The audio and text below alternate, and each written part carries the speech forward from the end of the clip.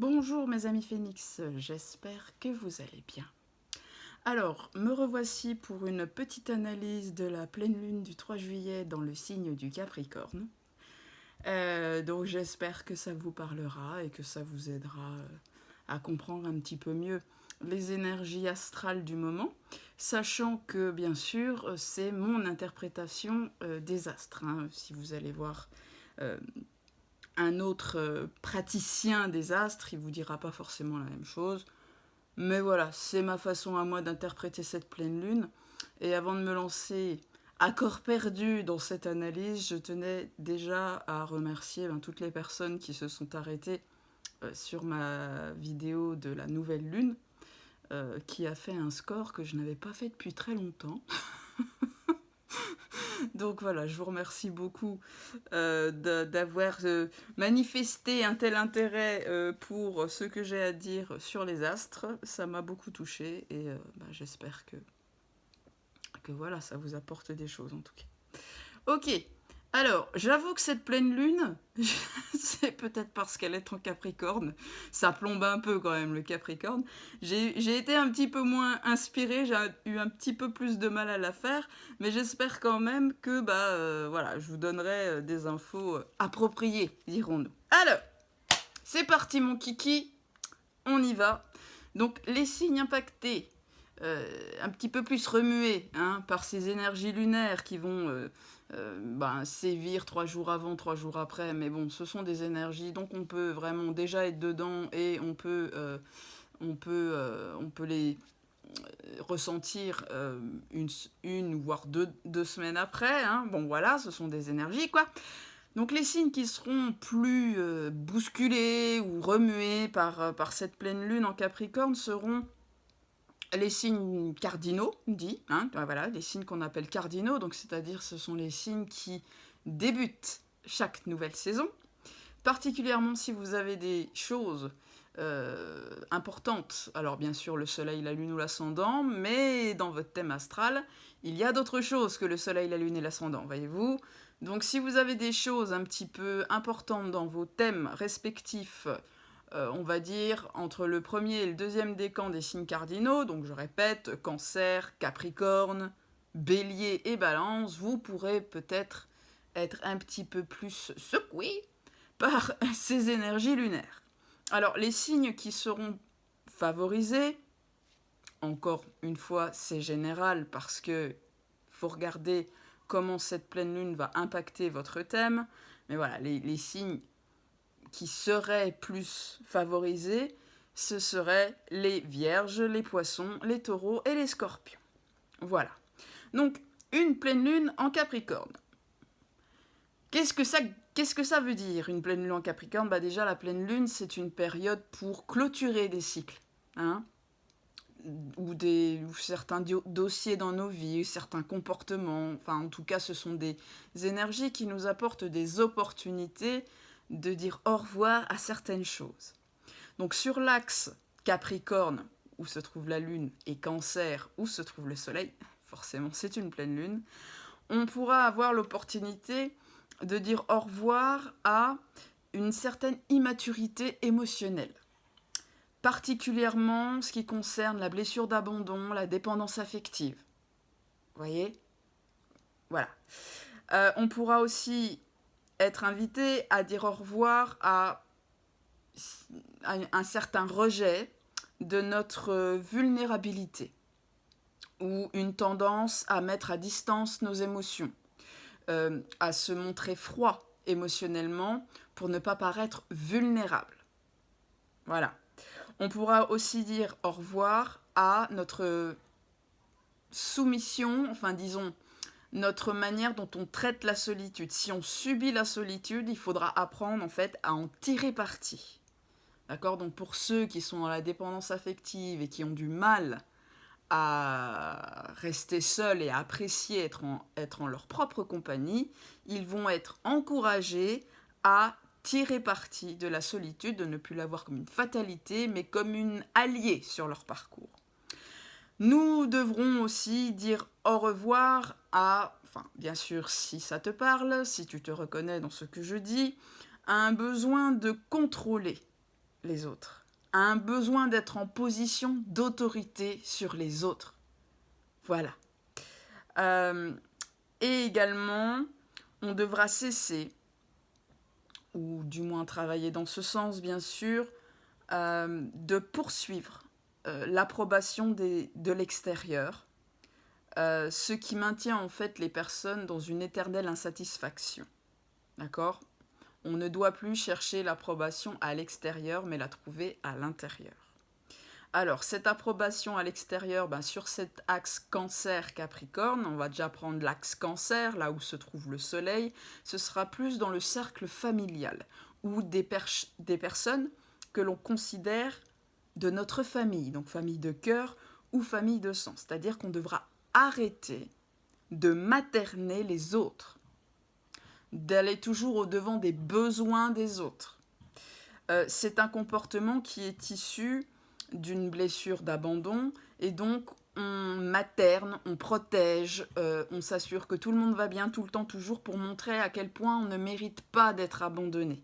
D'accord ? Donc on peut parfois prendre trop de responsabilités au niveau des gens qui nous entourent. Donc je parle bien sûr d'un cercle proche, intime, donc la famille, des amis proches, d'accord ? Famille de cœur ou de sang. On va être invité à moins regarder les autres et plus se regarder soi. Du côté Capricorne, donc là où il y a la Lune, ce sera plus dans le milieu professionnel, le milieu de la carrière. Ceux qui ont tendance à être des bourreaux de travail pour montrer à quel point ils ont de la valeur, montrer à quel point ils sont responsables, montrer à quel point on peut compter sur eux, tout ça, là c'est pareil. Il va falloir vous poser les bonnes questions et revenir à plus de regard envers vous-même. Est-ce que vous faites du bien quand vous faites ça ? Est-ce que vous ne reniez pas un peu vos propres besoins ? Par besoin d'approbation de l'extérieur, besoin de reconnaissance. Le besoin de reconnaissance en ce moment peut être assez important avec une Lilith en Lion. Voilà, c'est le propre de la Lilith en Lion, donc là qui transite le signe du Lion jusqu'au mois d'octobre. On peut avoir un besoin de reconnaissance exacerbé. Donc c'est du coup une pleine lune de prise de responsabilité face à un certain déséquilibre entre mes besoins et ceux des autres.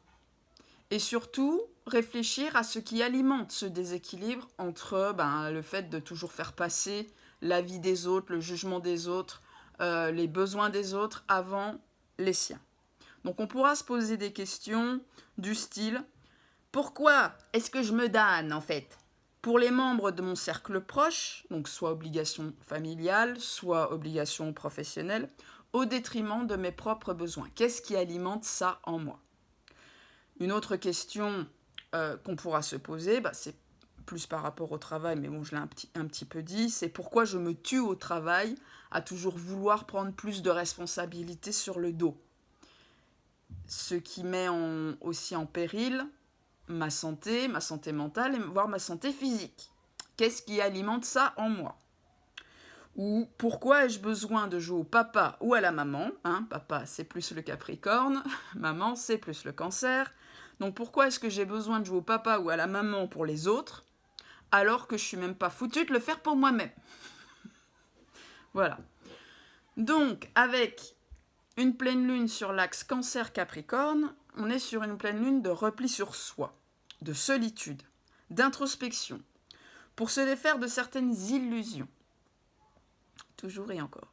Et oui, ceux qui rêvassent trop, ou ceux qui sont dans la procrastination par rapport à la gestion de leur intériorité, vont devoir revenir un petit peu les pieds sur terre. Puisque Saturne, qui est le maître de cette pleine lune, puisqu'elle a lieu en Capricorne, signe de Saturne, est en aspect harmonique avec cette pleine lune, donc on va être encouragé à prendre certaines responsabilités. Saturne, en plus, il est en Poisson, donc on cesse de rêvasser. Le signe des Poissons, c'est très rêve, subtil, énergétique, tout ça. Et on va ramener plus de pragmatisme, d'accord ? On va prendre en charge ces insécurités émotionnelles, ces blessures en nous qui nous font avoir certains comportements de trop de responsabilités, trop s'occuper des autres, vous voyez, prendre plus de responsabilités en fait qui nous incombent à la base. Et comme on est sur du Saturne, donc pleine lune en Capricorne, donc régie par Saturne avec un aspect à la lune, on va aussi pouvoir bosser sur une éventuelle blessure de rejet. D'accord ? Mise à distance de nos émotions, mise à distance de nos vulnérabilités, qu'est-ce qui alimente ce comportement-là chez nous et du coup, qui peut avoir une répercussion dans nos relations interpersonnelles, puisque la blessure de rejet fait qu'on a tendance à rejeter l'autre quand il s'approche de trop près. En plus, ce Saturne trigone Mercure, oui, parce que Saturne est trigone à Mercure, qui est aussi en Cancer lors de cette pleine lune, va nous inviter, va nous encourager vraiment, ou soutenir dans ce sens, c'est un trigone, à vraiment axer nos pensées, notre attention sur notre intériorité, pour prendre conscience de nos fragilités ignorées. Voilà. Donc voilà, on est sur une pleine lune de prise en charge, d'un retour vers une certaine intégrité, self-control et autodiscipline. Tout ça, c'est tonton Saturne qui veut ça. Donc on va arrêter de se mentir à soi-même, avec une lune en Capricorne, qui est donc régie par Saturne, qui est en Poisson, donc on arrête de rêver, et en plus, avec un Neptune qui est rétrograde en Poisson. Donc ça veut dire que les voiles d'illusion doivent être levés et les responsabilités prises. Nous sommes sur un travail de sape, depuis quelques mois déjà, ça monte en puissance à chaque fois, de nos illusions personnelles. Que ce soit en matière relationnelle avec les autres, que ce soit par rapport à nous-mêmes. Là, il y a des vérités qui remontent à la surface et c'est comme si on pouvait ne plus trop y échapper, en fait. Donc, tout ce travail-là, toute cette remise en question, parce que Saturne adore les remises en question, tout ça, c'est pour quoi faire ?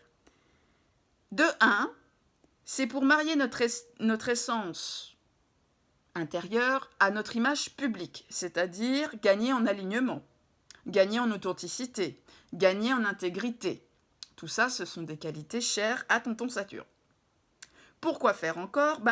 Pour ne plus se soucier des avis de l'extérieur et faire ce qu'il y a à faire pour nous-mêmes et plus pour les autres. On doit agir en fonction de nous. Voilà, donc gagner en autorité et souveraineté personnelle. Et aussi pour devenir un maître de la solitude afin de trouver cette approbation que l'on cherche tellement à l'extérieur, en soi. Donc c'est une pleine lune d'ancrage, puisque le Capricorne, c'est quand même un petit peu, un signe de terre. Que cette pleine lune, elle est en aspect à Saturne, son maître, qui est aussi la planète du plomb. Donc si vous voulez, les énergies sont là pour nous ramener les pieds sur terre, quoi, comme si on avait des semelles de plomb aux pieds. Voilà, des prises de responsabilité. Et en plus, Jupiter est en Taureau, signe de terre. Donc voilà, on va attirer la chance dans notre vie avec Jupiter quand on va s'ancrer, quand on va retrouver ses racines. Le Taureau est le signe de la nature, des arbres notamment. Quand on va revenir à notre essentiel, notre retour à notre véritable nature. Voilà, donc une pleine lune d'ancrage. By the way, si cette petite analyse te plaît pour le moment et que tu n'es pas encore abonné à ma chaîne, je t'invite à t'abonner. Et puis si tu aimes cette vidéo, n'hésite pas à liker ou à me marquer un petit commentaire, ça me fera toujours plaisir. Voilà, donc sur le plan sentimental, parce que quand même, il faut parler un peu d'amour. Alors sur le plan sentimental, on a un magnifique Saturne, trigone Junon. Donc le trigone est l'aspect le plus harmonique en astrologie. C'est des énergies fluides, tout ça. Donc Junon, c'est l'astéroïde de tout ce qui parle de lien d'âme, union, couple un peu officialisé. C'est pas la petite amourette, c'est vraiment des liens d'engagement, en fait. Alors, on peut avoir des relations qui passent à un niveau supérieur d'engagement. D'accord ? Voilà. Donc, il peut y avoir un renforcement dans vos relations amoureuses pour amener à plus d'équilibre dans la relation. Alors, Avec un Saturne trigone Junon, pardon, il va quand même falloir travailler sur ce retour à l'équilibre, faire ce qu'il y a à faire pour qu'une relation trouve vraiment un équilibre très stable. On n'attend pas que l'univers nous serve tout sur un plateau et qu'il y pourvoie. Hein. On est dans le pragmatisme. Donc vraiment, avec ce Saturne trigone Junon, il y a des belles opportunités de renforcer certains liens, de les rendre plus responsables, plus matures. Voilà, mais il va falloir quand même faire quelques efforts. Hein. Saturne demande toujours des efforts, même quand c'est en trigone. Pour ceux qui seraient célibataires, ou qui n'auraient pas un lien d'âme particulier, par exemple, c'est possible sous cet aspect-là, de faire une belle rencontre d'âme à âme, c'est-à-dire qu'on peut vous ramener quelqu'un que votre âme connaît déjà, puisque Saturne, c'est la planète du karma, du passé de votre âme. Donc, ce serait une relation importante qui demandera de l'engagement, du travail, mais qui vous apportera énormément de leçons pour votre évolution, dans le bon sens du terme. Quoi qu'il en soit, avec un Saturne trigone Junon, on reste ancré, on reste pragmatique, réaliste et responsable. Voilà. Alors, ensuite, je tourne ma petite feuille. Un Saturne trigone Pluton, Junon, décidément j'ai du mal avec Junon aujourd'hui. Un Saturne, heureusement que c'est pas trigone à Pluton, remarque. Je me marre toute seule. Alors, Saturne trigone Junon, ça va aussi nous encourager à, comme je vous disais tout à l'heure, à apporter plus d'équilibre entre, alors, soit équilibre homme-femme, soit équilibre énergie ou caractère féminin et masculin en chacun de nous. D'accord ? Si on négocie bien ce passage cet aspect va nous aider à gérer ce que je vais vous expliquer avec ce carré Uranus, tout ça qui arrive. Si on arrive bien à négocier la chose, à mon avis, il va y avoir des récompenses à la clé. Parce que Saturne, si le travail est bien fait, il sait apporter des récompenses. Alors, ces énergies Saturne, Trigone, Junon, ça va nous aider à rester, comme je vous l'ai dit, ancrés, réalistes, posés, parce que dans le ciel, il y a toujours Uranus, qui est, comme à la dernière nouvelle lune, carré à Vénus, Mars, Lilith en Lion. Donc on a un carré Uranus-Mars. Donc là, il va y avoir des colères, peut-être une libération d'une certaine énergie masculine en chacun de nous, soit qui a été castré, soit qui a été justement trop dans la violence ou l'agressivité. Là, on va pouvoir avoir accès à des choses qui vont nous permettre de libérer ce qui entache notre énergie masculine. Alors, avec un carré Uranus-Mars, je le répète, faites attention aux accidents de la route, tout déplacement, particulièrement en avion ou si vous avez un long voyage à faire, parce qu'Uranus, c'est les voyages à longue distance, en fait. Et vraiment, sous un ciel Uranus carré Mars, vous voyez, on y est depuis 15 jours, là, vous avez vu, il y a eu des séismes, il y a eu des orages, il y a eu une rébellion en Russie, Mars, c'est l'armée, c'est le militaire. Donc, vous voyez, il y a des énergies un peu orageuses, d'accidents, de trucs auxquels on ne s'attend pas, donc faites attention avec un Uranus carré Mars dans le ciel. Voilà, on fait gaffe, on fait une méditation, on respire fort, on se tranquillise avant de faire un long voyage.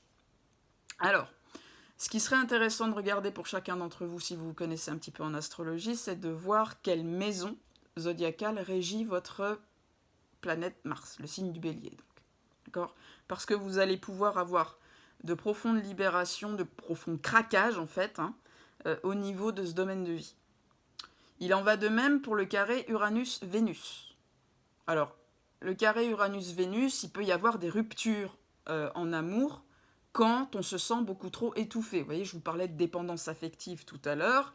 Si vous sentez que quelqu'un est trop dépendant ou si vous êtes trop dépendant affectivement, ça risque, vous pouvez vous prendre une rupture. D'accord ? Pour justement que vous vous libériez de cette dépendance affective. Alors, c'est pareil, regardez quelle maison zodiacale est régie par soit le signe de la balance, soit le signe du taureau, dans votre thème. Ça peut vous indiquer là où vous pourriez vivre des profondes libérations, mais pas toujours de manière tendre. D'accord ? Donc en fait, ces carrés Uranus-Mars et Uranus-Vénus, elles vont pouvoir un petit peu nous amener des révélations sur comment on exprime notre énergie masculine et notre énergie féminine. On pourrait, par exemple, avoir une énergie féminine trop castratrice. Hein, si vous êtes une femme, vous avez un homme en ligne de mire, ou vous êtes en couple avec un homme, hein, pour les couples hétéros. Voilà, le côté sombre du féminin que vous portez en vous, de la femme en colère, il pourrait ressortir. Et idem chez les hommes. D'accord ? Mais on a, normalement tous, les deux énergies en nous. Donc là, on va pouvoir libérer ce qui fait que on peut avoir un certain déséquilibre à l'intérieur de soi entre ces deux énergies-là, ou entre notre caractère masculin et notre caractère féminin, ce qui se joue aussi à l'extérieur. D'accord ? Donc il peut y avoir des profondes libérations, mais qui peuvent remonter, enfin qui peuvent se faire à travers des clashs, hein, des disputes, des révélations chocs, hein, ça peut un peu bousculer. Mais voilà, des profondes libérations pour amener vraiment une guérison, puisqu'on a Chiron, qui est l'astéroïde de la blessure et de la guérison, qui est en trigone à Mars, Vénus, Lilith. Ok ? Donc on est vraiment encouragé à guérir comment on exprime notre énergie masculine, notre rapport aux hommes, comment on exprime notre énergie féminine et notre rapport aux femmes. Grosso merdo. Hein ? Ensuite, on a bien sûr le carré Uranus-Lilith.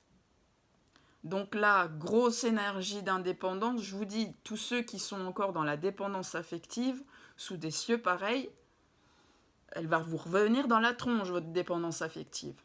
D'accord ? On est vraiment sur des énergies qui nous poussent à retrouver une certaine individualité, être fier de notre authenticité, enfin de notre originalité, de se libérer de codépendance en fait, relationnelle, des choses comme ça.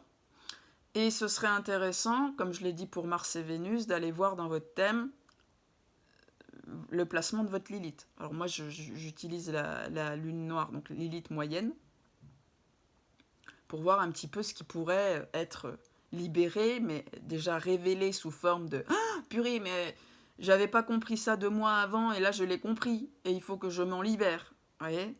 C'est parce que là, nous sommes vraiment dans des énergies de libération du masculin blessé, du féminin blessé, et puis voilà, de ce côté sombre de l'âme qui est symbolisé par Lilith dans un thème. Donc moi, par exemple, pour vous donner un exemple, c'est ce qui m'arrive en ce moment. J'ai une Lilith en Vierge, donc une Lilith en Vierge, c'est profond sentiment de culpabilité, mais très très profond dans l'âme. Je viens de comprendre d'où ça venait. Enfin.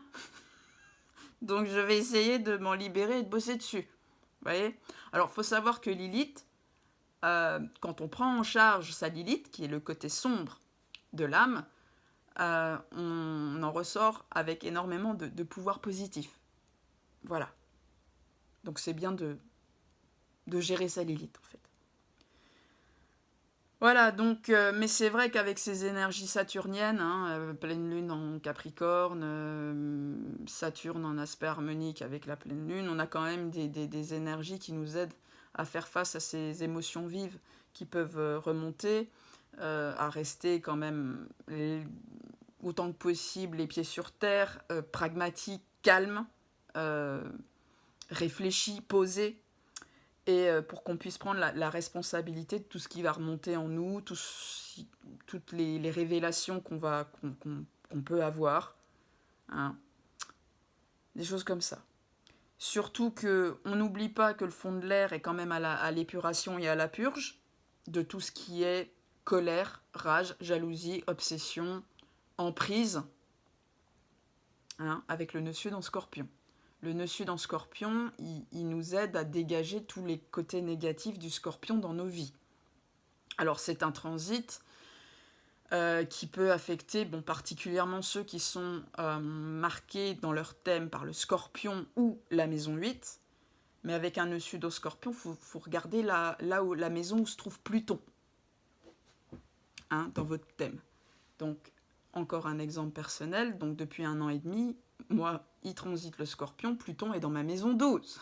Donc, je peux vous dire que j'ai pur beaucoup de karma depuis 18 mois, mais même avant. Voilà. Et en plus, Pluton, il est en carré, donc voilà, en aspect le plus tendu qui soit, avec les nœuds lunaires, avec le nœud sud en scorpion et le nœud nord en taureau. Il est en carré à ça. Pendant tout l'été, le carré va être très très actif. Ok ? Donc on est sur un été de profonde transformation, de profonde libération. Alors, comme il est rétrograde, ça va aller toucher à des profondeurs, va aller racler les fonds de casserole. On va se libérer normalement de gros nœuds karmiques. Il va y avoir de profonds réaxages sur le chemin de vie, parce que Pluton, c'est la planète de la destruction, mais pour renaître. Donc, si vous êtes très marqué par le scorpion, ou si vous avez des choses un peu impactantes en scorpion ou en maison 8, vous allez probablement faire la grosse purge cet été, quoi. On n'oublie pas que le scorpion et Pluton, c'est quand même des choses qui se rattachent à l'intestin. Le lâcher-prise sur toute la merde, quoi. Donc, voilà. En plus, Pluton, il est rétrograde, là, il est revenu en Capricorne. Signe de Saturne, qui régit la pleine lune. Donc, Pluton en Capricorne en rétrogradation, voilà, en carré au nœud lunaire, il cherche à nous faire péter nos vieilles structures, nos vieux carcans, nos blocages, nos limitations issues du passé, que ce soit de cette vie ou d'autres, parce que le Capricorne, c'est le signe de Saturne, Saturne est le maître du karma. Pluton, c'est l'épurateur karmique. C'est les deux maléfiques karmiques qui sont en train de se causer, là, lors de cette pleine lune, vous voyez ? Donc tout ce qui nous empêche véritablement d'avancer, voilà, que ce soit nos parts sombres ou des problématiques par rapport à d'autres âmes ou d'autres personnes ou des situations qui... Il va y avoir du remaniement là, cet été, je peux vous le dire. Donc l'été 2023, il va être intéressant. On ne va pas se reposer, je crois. Et on verra peut-être les conséquences de tout cela à l'automne, à partir du mois d'octobre, où les planètes lentes, donc Pluton, Saturne, il va y avoir aussi Neptune, Jupiter, elles vont repartir les unes après les autres en marche directe. Vous voyez ? Donc là, on a déjà Pluton rétrograde, Saturne rétrograde, Neptune rétrograde. Voilà. Et quand tout ça va repartir en marche directe, là, on verra un petit peu les résultats de tout ça, quoi. Vous voyez, ça va se décanter, en fait. Ok ? Donc voilà, les amis, ce que je pouvais vous dire sur cette pleine lune en Capricorne. Si vous avez besoin d'une étude de thème astral, si vous avez besoin d'une synastrie, très intéressant la synastrie, ou d'une guidance carte, que ce soit sur vous seul ou par rapport à un lien d'âme particulier, n'hésitez pas à aller regarder en dessous de cette vidéo où il y a mon site internet où tous mes services sont expliqués. Et puis si je peux vous aider, je vous aiderai avec plaisir. Voilà, je vous embrasse bien fort, prenez bien soin de vous avec ce Uranus carré Mars. C'est pas tranquille dans le ciel quand même. Et ce Pluton carré nœud lunaire, voilà. Ménageons-nous. Allez, à très bientôt les amis, et je vous souhaite le meilleur. Voilà. Bisous.